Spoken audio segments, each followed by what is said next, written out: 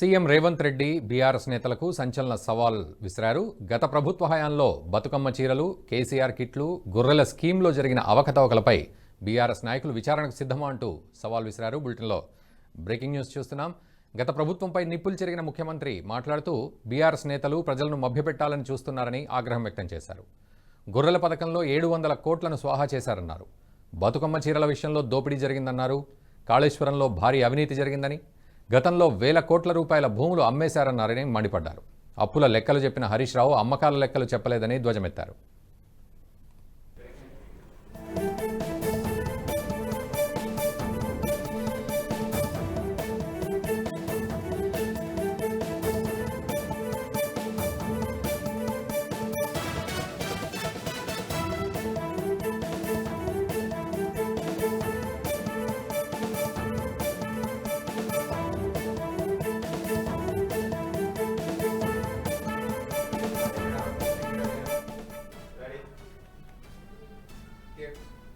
CM Revanth Reddy BRS నేతలకు సంచలన సవాల్ విసిరారు. గత ప్రభుత్వ హయాంలో బతుకమ్మ చీరలు, కేసీఆర్ కిట్లు, గొర్రెల స్కీమ్లో జరిగిన అవకతవకలపై బీఆర్ఎస్ నాయకులు విచారణకు సిద్ధమా అంటూ కూడా సవాల్ విసిరారు. ఇదే అంశానికి సంబంధించి పూర్తి అప్డేట్స్ మా ఎగ్జిక్యూటివ్ ఎడిటర్ శివప్రసాద్ లైవ్లో అందిస్తారు. శివప్రసాద్, చెప్పండి. ఇటు సవాల్ విసిరినట్టుగా తెలుస్తోంది రేవంత్ రెడ్డి ఇటు బీఆర్ఎస్ నేతల మీద, ముఖ్యంగా పథకాల విషయంలో. సో పూర్తి అప్డేట్స్. బడ్జెట్ సందర్భంగా బీఆర్ఎస్ నేతలు చేస్తున్నటువంటి విమర్శల్ని అసెంబ్లీలో చర్చ జరుగుతుంది. దాని మీద బడ్జెట్ అయిపోయిన తర్వాత, బడ్జెట్ ప్రవేశపెట్టిన తర్వాత ఒకరోజు విరామం తర్వాత ఇవాళ శాసనసభ మళ్ళీ సమావేశమైంది. ఈ సందర్భంగా బడ్జెట్ మీద చర్చ జరుగుతుంది కాబట్టి ఆ చర్చలో పాల్గొన్నటువంటి బీఆర్ఎస్ నేతలు, ముఖ్యంగా హరీష్ రావు కానీ లేదా మిగిలినటువంటి నేతలు కానీ అందరూ కూడా కాంగ్రెస్ పార్టీ మీద విమర్శలు చేస్తున్నటువంటి నేపథ్యంలో వాళ్ళు మాట్లాడినటువంటి మాటలకి ముఖ్యమంత్రి గారు రిప్లై ఇస్తున్నటువంటి రేవంత్ రెడ్డి ఎదురుదాడి చేశారు. సో ముఖ్యంగా బతుకమ్మ చీరలు కానీ, కేసీఆర్ కిట్లు కానీ, గొర్రెల పంపిణీ కానీ, వీటన్నిటిలో జరిగినటువంటి అవకతవకల మీద మీరు విచారణకు సిద్ధమా, మేము విచారణ చేయిస్తాం, విచారణకు మీరు సిద్ధంగా ఉన్నారా అని చెప్పి వాళ్ళకి సవాల్ విసిరారు. ముఖ్యంగా గొర్రెలకు సంబంధించినటువంటి అంశంలో పైపైన తడిమి చూస్తేనే, అంటే కొన్ని గొర్రెలను తడిమి చూస్తేనే 700 కోట్ల రూపాయల అవినీతి జరిగినట్టు తేలింది. ఇంకా లోతులకు వెళ్తే ఎన్ని వందల కోట్ల అవినీతి జరిగిందో తెలిసి రావాల్సింది అవన్నీ కూడా. అందువల్ల గొర్రెలకు సంబంధించినటువంటి అంశంలో పేద ప్రజల్ని మోసం చేశారు. గొర్రెల పంపకాలు జరగలేదు, పంపిణీ జరిగినా కూడా అరకొరగా జరిగింది. వాటన్నిటి మీద ఇప్పటికే 700 కోట్ల రూపాయల డిఫరెన్స్ అనేది వచ్చింది, కుంభకోణం జరిగినట్టుగా తేలింది. ఆ గొర్రెల పంపిణీకి సంబంధించినటువంటి కార్యాలయంలో దస్త్రాలు కూడా తగలబెట్టేటటువంటి ప్రయత్నాలు చేశారు. ఇటువంటి చర్యలన్నీ కూడా జరిగినాయి. అట్లాగే కేసీఆర్ కిట్లలో ఎంత అవినీతి జరిగిందో మరి కేసీఆరే చెప్పాలి. బతుకమ్మ చీరలు ఎవరైతే సెంటిమెంట్గా భావిస్తారో, తెలంగాణ ఆడబిడ్డలందరికీ కూడా బతుకమ్మ చీరలు అనేవి సెంటిమెంటు. అట్లాంటి సెంటిమెంట్ చీరలని కూడా చివరికి రాజకీయం చేశారు. రాష్ట్రంలో ఉన్నటువంటి చేనేతలకి మేము అండదండగా ఉంటాం, వాళ్ళందరి చేత చీరలు నేయిస్తాం అని చెప్పి పెద్ద పెద్ద కబుర్లు చెప్పి సూరత్ నుంచి బండిల్స్ తెప్పించి అరకొరగా ఉన్నటువంటి ఆ పిచ్చి చేనేత చీరలని తెప్పించి వాటన్నిటిని కూడా డిస్ట్రిబ్యూట్ చేశారు. ఈరోజు అక్కడ ఉన్నటువంటి ఆడపడుచులు ఎవరు కూడా తెలంగాణ రాష్ట్రంలో బతుకమ్మ చీరలు కట్టుకోవడం లేదు. వాటిని ఎందుకు వాడుతున్నారో తెలుసా? చీరల్లో పక్షులు రాకుండా అడ్డం కట్టేటటువంటి గుడ్డల కింద వాటిని వాడుతున్నారు, జెండాలాగా వాటిని వాడుతున్నారు. ఇంత అవినీతి జరిగింది ప్రతి అంశంలోనూ. కాళేశ్వరం ప్రాజెక్టు గురించి అయితే చెప్పనే అక్కర్లేదు. 80,000 కోట్ల ఖర్చు పెట్టాం, 1,00,000 కోట్ల పైచీలకు స్కామ్ జరిగిందని చెప్తున్నారు అని మళ్ళీ విమర్శలు చేశారు. ఈరోజు శాసనసభలో 94,000 కోట్లు అని చెప్తున్నారు. ఏది నిజం? మీరు 80,000 కోట్లు పెట్టారా, 90,000 కోట్లు పెట్టారా, అసలు 94,000 కోట్లు పెట్టారా? ఎంత నిజం దీంట్లో? మేము చట్టబద్ధంగా ఎన్డీఎస్సీ ఏదైతే చెప్తోందో దాని ప్రకారం మేము ఫాలో అవుతున్నాం. అసలు నీళ్ళు నిలపడానికి వీలేదు కాళేశ్వరం ప్రాజెక్టులో అని చెప్పారు ఎన్డీఎస్సీ వాళ్ళు. ఈ పరిస్థితి అంతటికీ బీఆర్ఎస్ కారణం కాదా? మీ మీద విచారణ వేస్తే మీరు సిద్ధంగా ఉన్నారా అని చెప్పి చాలా గట్టిగా, చాలా తీవ్రంగా ప్రశ్నించారు. అంతేకాక రంగారెడ్డి జిల్లాలో భూములన్నీ కూడా స్వాహా చేశారు.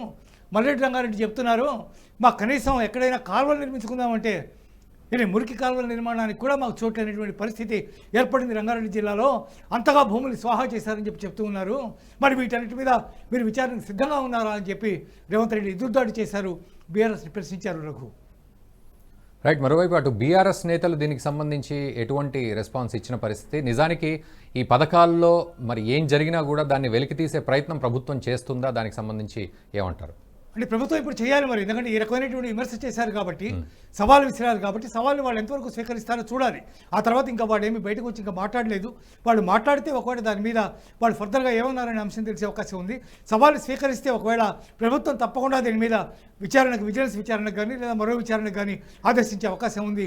అప్పుడు దీనికి సంబంధించినటువంటి వాస్తవాలన్నీ డెఫినెట్గా బయటకు వస్తాయి. గొర్రెల స్కామ్కి సంబంధించి ఆల్రెడీ ఏసీపీ విచారణ జరుగుతోంది. దాని మీద ఆ విచారణ కూడా కొనసాగుతోంది. ఇంకా చాలా తీవ్రమైనటువంటి అంశాలు దాంట్లో ఉన్నాయని ప్రభుత్వం చెబుతూ ఉంది. అందువల్ల బతుకమ్మ చీరలు కానీ లేకపోతే కేసీఆర్ కిట్స్ కానీ గొర్రెలకు సంబంధించి కానీ మరో విచారణకి వాళ్ళు సిద్ధంగా ఉన్నారా అనేది సవాల్ కాబట్టి వాడు దానికి స్పందించాల్సినటువంటి అవసరం ఉంది నాకు. రైట్. మరోవైపు మొదటి నుంచి కూడా కాంగ్రెస్ ప్రభుత్వం అటు బీఆర్ఎస్ గత ప్రభుత్వంపై ఎన్నో విమర్శలు చేసింది. ముఖ్యంగా కాళేశ్వరం ప్రాజెక్టు నుంచి మొదలు పెడితే ఫోన్ ట్యాపింగ్ విషయాలు, తర్వాత ఈరోజు గొర్రెల స్కామ్ వరకు కూడా. అయితే నిజానికి ప్రస్తుత ప్రభుత్వ చిత్తశుద్ధిని మనం ఏ విధంగా అర్థం చేసుకోవాల్సిన పరిస్థితి? వీటన్నిట్లలో అవినీతి జరిగింది, వాటిని వెలికి తీస్తాము అని ఖచ్చితంగా మాట్లాడిన సందర్భం అండ్ పొలిటికల్ చేంజెస్ ఇవన్నీ చూస్తే నిజంగా ఇవి కేవలం విమర్శలు మాత్రమేనా? దీని మీద అడుగులు పడే పరిస్థితులు ఏమైనా ఉన్నాయనుకోవచ్చు? అంటే ఇప్పటి వరకు బీఆర్ఎస్ ప్రభుత్వం దిగిపోయిన తర్వాత కాంగ్రెస్ అధికారంలోకి రాగానే చేసినటువంటి పనుల్లో కాళేశ్వరం మీద విజిలెన్స్ విచారణ జరిపించారు. ఆ తర్వాత ఎన్డీఎస్సీ అని పిలిపించి వాళ్ళ చేత విచారణ జరిపించారు. ఇవన్నీ కూడా జరిగినాయి. అంటే గొర్రెల స్కామ్కి సంబంధించి ఏసీబీ విచారణ చేస్తుంది. టెలిఫోన్ ట్యాపింగ్ని తీసుకున్నంత సీరియస్గా మిగిలినవి తీసుకోలేదని అనిపిస్తుంది. టెలిఫోన్ స్కామ్ విషయంలో, టెలిఫోన్ ట్యాపింగ్ స్కామ్ విషయంలో నలుగురిని ప్రధానమైనటువంటి కీలక వ్యక్తులు ఎవరైతే ఉన్నారో ఆ నలుగురిని అరెస్ట్ చేశారు. కానీ ప్రభాకర్ రావు ఇంకా దాంట్లో ఇంతవరకు అమెరికా నుంచి ఇంకా తిరిగి రాలేదు. ఆయన్ని వెళ్ళి పట్టుకురమ్మని కోర్టు ఆదేశాలు జారీ చేసింది. మరి దానికి సంబంధించినటువంటి టీం వెళ్ళిందా, వెళితే ఏం చేస్తుంది, ఎప్పుడు తీసుకొస్తారో అనే దాని మీద ఇంతవరకు స్పష్టత లేదు. దీంట్లో కేసీఆర్ ఇన్వాల్వ్మెంట్ ఉంది అని చెప్పి కింది స్థాయిలో అరెస్ట్ అయినటువంటి, కింది స్థాయిలో అంటే ఏసీపీ డీసీపీ స్థాయి అధికారులు ఎవరైతే అరెస్ట్ అయ్యారో వాళ్ళు చెప్పినటువంటి వాంగ్మూలాల ప్రకారం, కోర్టుకు ఇచ్చినటువంటి కన్ఫెషన్ స్టేట్మెంట్స్ ప్రకారం కేసీఆర్ అందులో ఇన్వాల్వ్ అయి ఉన్నారని వారు చెప్పారనే వార్తలు వచ్చాయి. అయితే ప్రభాకర్ రావు తిరిగి వస్తే కానీ దీనికి సంబంధించినటువంటి పూర్తి సాధికారత వచ్చేటటువంటి అవకాశం లేదు. ప్రభాకర్ రావు క్యాన్సర్ ట్రీట్మెంట్ కోసం నేను అమెరికాలో ఉన్నాను, జూన్ జూలైలో వస్తానని మొట్టమొదట ఈ కేసు బయటకు వచ్చినప్పుడు ఒక పోలీస్ అధికారితో మాట్లాడినట్టుగా సమాచారం ఉంది. ఆ తర్వాత ఆయన అక్కడి నుంచి ఏ అప్డేట్ చేశారనే తెలియదు. విర్చువల్గా ఆయన కోర్టుకు హాజరవుతాను అంటే దాని కోర్టు అంగీకరించలేదు. పోలీసు విభాగం వెళ్ళి ఆయన పట్టుకురావాలని ఆదేశించింది. ఆయన తీసుకొస్తే కానీ దీనికి సంబంధించినటువంటి పూర్తి వివరాలు, కేసు సమగ్రత ఏర్పడే అవకాశం లేదు. కానీ మరి ఈ విషయంలో విచారణ చేస్తారా లేదా, ఎంత సీరియస్గా ఉన్నారో అనేది చెప్పడం కష్టం. గొర్రెల స్కామ్కి సంబంధించి మాత్రం ఏసీబీ విచారణ అయితే కొనసాగుతోంది. 700 రూపాయల స్కామ్ అంటే చాలా చిన్న విషయం కాదు. కేవలం 100 రూపాయల స్కామ్ కోసమే కవితను అరెస్ట్ చేసినప్పుడు ఈడీ 700 రూపాయల స్కామ్ జరిగినప్పుడు మరి ఈడీ ఇన్వాల్వ్మెంట్ దాంట్లో తప్పకుండా ఉండాలి కదా. మరి దానికి సంబంధించినటువంటి అంశాలు కానీ ఈడీకి మేము అప్పగిస్తామనే మాటలు కానీ ఏం లేవు. కేవలం ఏసీబీ విచారణ మాత్రమే జరుగుతోంది, సిఐడి విచారణ కూడా కాదు. మరి అట్లాంటి పరిస్థితుల్లో కాంగ్రెస్ ప్రభుత్వం బీఆర్ఎస్ విషయంలో ఎంత చిత్తశుద్ధితో ఉంది? కేవలం బెదిరించి వాళ్ళని భయపెట్టి వాళ్ళ యొక్క ఎమ్మెల్యేని కేవలం పార్టీలోకి తీసుకొచ్చే దిశగా ప్రయత్నం చేస్తోందా, లేదా సీరియస్గా వాళ్ళు శిక్షించే దిశగా ప్రయత్నం చేస్తోందా అనేది కష్టసాధ్యమైనటువంటి విషయం చెప్పడం. అంటే ఇప్పటివరకు జరుగుతున్నటువంటి పరిణామాలు చూస్తే మాత్రం కేవలం వాడిని భయపెట్టేటటువంటి రీతిలో వాళ్ళని బెదిరించి రకరకాల అంశాల్లో, రకరకాల కేసుల్లో వాళ్ళని బెదిరించి వాళ్ళ యొక్క ఎమ్మెల్యేలు మనకి ఇక్కడ ఉంటే మనుగడ లేదు, బీఆర్ఎస్ పార్టీకి మనుగడ లేదు, బీఆర్ఎస్ పార్టీ కేసులో ఇరుక్కుంది కాబట్టి మనం వెళ్ళిపోదాం అనేటటువంటి భయాన్ని, ఒక రకమైనటువంటి సంకేతాలు ఇవ్వడం ద్వారా వాడిని తమ పార్టీలో చేర్చుకునేందుకు ప్రయత్నం చేస్తున్నట్టుగా మాత్రమే కనిపిస్తుందని భావించవచ్చు. నాకు శివప్రసాద్, మరోవైపు అటు హరీష్ రావు అమ్మకాల లెక్కలు చెప్పలేదు అంటూ కూడా విమర్శ చేసిన సందర్భం. సో నిజానికి మరి దీనికి సంబంధించి హరీష్ రావు కానీ బీఆర్ఎస్ నేతలు స్పందించే పరిస్థితి ఎంతవరకు ఉంటుంది? సవాల్ స్వీకరించే పరిస్థితి ఏమైనా ఉందా? అంటే రేవంత్ రెడ్డి చేసినటువంటి సవాల్కి కానీ ప్రశ్నలకు కానీ ఆయన కూడా సమాధానం చెప్పాల్సినటువంటి అవసరం ఉంది. ఆయన మీడియా అసెంబ్లీలో మాట్లాడతారా, మీడియా పాయింట్లో మాట్లాడతారా, లేదా ప్రెస్ కాన్ఫరెన్స్ పెట్టి మాట్లాడతారా అనేది ఇంకా తెలియదు. కానీ హరీష్ రావు అంటే స్పందించాల్సి ఉంది. అసెంబ్లీలో వీళ్ళు ప్రవేశపెట్టినటువంటి బడ్జెట్కు సంబంధించినటువంటి లెక్కల మీద మాట్లాడారు కానీ మీరు ఏమేమి అమ్మకాలు చేశారు, లేకపోతే ఏమేమి దుర్వినియోగాలు జరిగినాయి వాటన్నిటి మీద మాట్లాడరేంటని రేవంత్ రెడ్డి చాలా సూటిగా, చాలా గట్టిగా ప్రశ్నించారు. కాబట్టి డెఫినెట్గా బీఆర్ఎస్ కానీ లేదా హరీష్ రావు కానీ కేటీఆర్ కానీ ఎవరో ఒకరు డెఫినెట్గా దీని మీద స్పందించాల్సినటువంటి అవసరం ఉంది. డెఫినెట్గా వాళ్ళు స్పందిస్తారని కూడా భావించవచ్చు. ఎందుకంటే వాళ్ళు చెప్పకపోతే వాళ్ళ పార్టీ ఉనికి కానీ వాళ్ళ యొక్క చిత్తశుద్ధి కానీ శంకించేటటువంటి పరిస్థితి ఏర్పడుతుంది. కాబట్టి ఏవైతే ప్రశ్న తలెత్తారో, గొర్రెల స్కామ్ కానీ, కేసీఆర్ కిట్స్ కానీ, లేదా బతుకమ్మ చీరలు కానీ, అట్లాగే కాళేశ్వరం ప్రాజెక్టు కానీ, ఔటర్ రింగ్ రోడ్డుకి సంబంధించి కూడా చాలా తీవ్రమైనటువంటి ఆరోపణలు చేశారు. 150 కిలోమీటర్ల ఔటర్ రింగ్ రోడ్డు వేశారు.